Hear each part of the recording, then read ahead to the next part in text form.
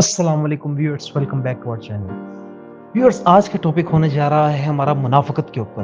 पूरी दुनिया की वो मुनाफिकत, वो हिपोक्रेसी जिसके चलते आंखें बंद कर ली जाती हैं मुसलमानों के ऊपर होने वाले जुल्म पर। अब इसकी मिसाल आप यहाँ से लें कि रिसेंटली रशिया और यूक्रेन में हुई वॉर, और जब यूक्रेन ने जवाबन कार्रवाई की रशिया के ऊपर, तो यूक्रेन को पूरी दुनिया ने सपोर्ट किया। क्यों? क्योंकि भाई वो तो अपनी आज़ादी के लिए जंग लड़ रहे हैं।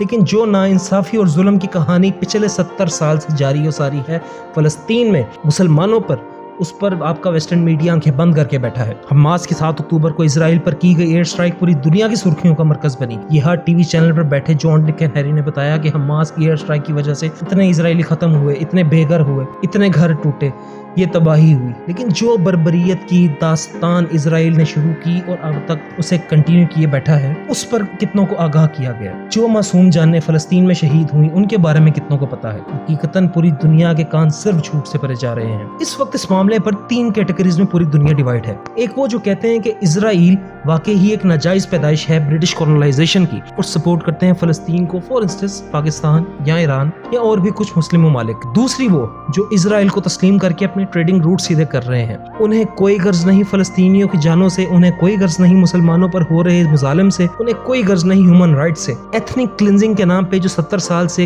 ह्यूमन राइट्स की वॉयलेशन जारी है, उनकी आंखें उस पर बंद है। तीसरे वो जो कहते हैं हमास का मिलिट्री विंग टेररिस्ट है, सिर्फ वही टेररिस्ट है लेकिन कोई कॉज को सपोर्ट करते हैं। व्यूअर्स, आपसे हम ये नहीं कहते कि आप हमारा ओपिनियन से एग्री करें, हाँ, लेकिन ये आपसे रिक्वेस्ट जरूर है कि आप एंड तक वीडियो देखिएगा और अपना ओपिनियन आप खुद जनरेट कीजिएगा। आइए एक नजर डालते हैं आज से 100 साल पहले पर कैसे इजराइल तख्लीक में आया और कैसे शुरू होती है फलस्तीन पर होने वाले जुल्म की दास्तान। टाइम था फर्स्ट वर्ल्ड वॉर का, जिसमें ओटोमन एम्पायर के खिलाफ सपोर्ट के लिए ब्रिटेन रुख करता है अरब ममालिक का और सपोर्ट के बदले वादा करता है फलस्तीन के एरिया का। ब्रिटिश लोग सेम चीज प्रॉमिस करते हैं ज्यूज को, जिसको बालफोर डिक्लेरेशन का नाम दिया जाता है। लेकिन ब्रिटेन सीक्रेट डील करता है बैक एंड पे हस्बे आदत फ्रांस के साथ, और जैसे ही ओटोमन एम्पायर को शिकस्त होती है, पूरा मिडिल ईस्ट 2 हिस्सों में बढ़ता है, फलस्तीन का टोटल एरिया ब्रिटेन के कंट्रोल में आ जाता है। मतलब 1918 से 1948 तक फलस्तीन रहता है ब्रिटिश गवर्नमेंट के अंडर। इसी टाइम पीरियड में एंट्री होती है हिटलर की, जिसके जेनोसाइड की वजह से लाखों ज्यूज मारे जाते हैं और कुछ निकलकर जर्मनी से फलस्तीन पर भी फैलते हैं। लेकिन एज अ रिफ्यूजी, जिन फलस्तीनियों को लाखों की तादाद में अब तक इजरायली मार चुके हैं, जिन फलस्तीनियों को शहीद कर चुके हैं, ये वही थे जिन्होंने मुश्किल वक्त में जगह दी थी ज्यूज को, उनके आबाओ अजदाद को। पहले तो ब्रिटेन ज्यूज को कुछ हद तक आने देता है, लेकिन फिर बाद में रेजिस्ट करता है, जिसकी वजह से इसराइल और फलस्तीन दोनों में नेशनलिस्ट मूवमेंट्स की शुरुआत होती है। फिर आखिर ब्रिटेन आता है अपनी ही शुरू करता खेल से तंग और 1948 में हाथ उठा देता है और यूनाइटेड नेशंस को जिम्मेदारी देता है। यूनाइटेड नेशंस एक पार्टीशन प्लान बनाता है, जिसके तहत फलस्तीनी जिनकी अपनी सरजमीन है, उनको सिर्फ 45% हिस्सा मिलता है फलस्तीन का और बाकी जाता है ज्यूज के पास। अब दुनिया के नक्शे में जबरदस्ती की एंट्री करके इसराइल को सुकून फिर भी नहीं आता और छेड़ता है जंग फलस्तीन के साथ। 1948 तक 78% फलस्तीन का एरिया ज्यूज के पास चला जाता है और वो इसराइल के अंडर आ जाता है और तकरीबन 7,11,000 के करीब लोग रिफ्यूजी बन जाते हैं। तब से अब तक उनके साथ जुल्म की इंतहा हो रही है। जब जब फलस्तीनी अपने हक के लिए बोलते हैं तो वो टेररिस्ट हो जाते हैं। आए दिन फलस्तीन में बम्बार्डमेंट की जाती है, जिसपे कोई कुछ नहीं बोलता, सबकी आंखें बंद की जाती हैं। कभी 150 फलस्तीन शहीद होता है। जैसे एक छोटी सी मिसाल लें, 2007 में 600 फलस्तीनी शहीद हुआ, और मोर रिसेंटली अगर आप बात करें 2022 में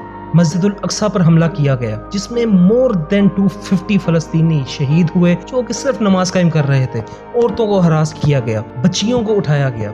एटलीस्ट 450 फलस्तीनी मर्द हजरात को अरेस्ट किया गया, जो कि सिर्फ और सिर्फ अपने रब को याद कर रहे थे, नमाज पढ़ रहे थे। हमास इसराइल कॉन्फ्लिक्ट के नाम पर पूरी दुनिया के सुपर पावर सियासत खेल रही हैं। इस कॉन्फ्लिक्ट का नाम देकर जुल्म की बेइंतहा मिसालें कायम की जा रही हैं।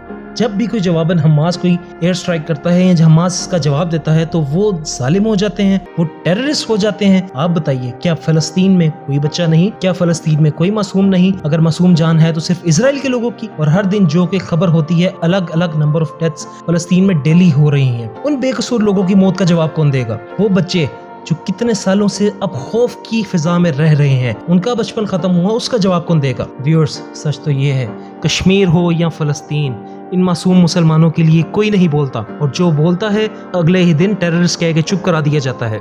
अगर आप वाइडर एंगल से देखें तो दोनों की ही एक कहानी है, दोनों का एक ही दुख है। डिस्प्यूट जिसका भी हो, فائدہ سب کو ہوا اور نقصان ان معصوم لوگوں کو ہوا جو ابھی تک بھگت رہے ہیں۔ ویورز آج کے لیے اتنا ہی، ملتے ہیں نیکسٹ ویڈیو پہ، تب تک کے لیے اللہ حافظ۔